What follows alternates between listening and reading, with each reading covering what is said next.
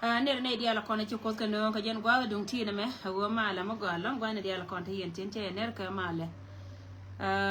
nyora ka mal cha nyora no do tv division 20 biba kon division 20 ke lo che dia ner gwa dia la konta kontina ka mano kona ka afrika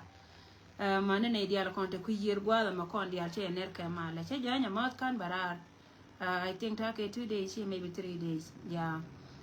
che jany ka kan yen we mon dia te ka gwa ma cha la watin so paele lu jaw che lu to ko lu ngwa nyure ma ta tena tama ngan ba berar gwa dung ti da mate ka meton mo goro go bala ta ka appreciation ma ba kam ne de kon ta ka dor ma chal ka yi safir kare mo ndan ka kuma refugee camp ne ta ka kuma refugee camp baka ben appreciate ka mo go ma chala da kana long la go ba kon bala tin kon ci to re ni da ni na ni tarati te ka ti wo je kare mo ndan dung do go jen tet ka me chala ri ne shanga da ne ba ko le jen ke jo go rai ba ka chong rai ba kwa ka social media bana lo let ka pin tana let ka pin ka kui ka tin dia la kon ba go ko kon chi ngai go let ka pin jena ne chi kon ja ko te go to cha wang dan cha go nyen tam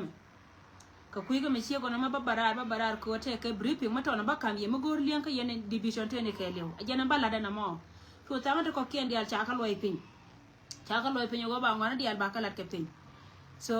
mite kamarun ko jen ba ye chaltinian community ke biya ta linkedin katin kon la planitin je kon lat ka bina barar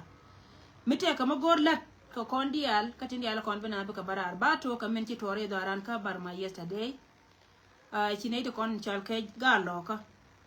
te daga lo ken kel ke ka jangwal mai ci ka jiya na lawo ci ka jiya re lo ka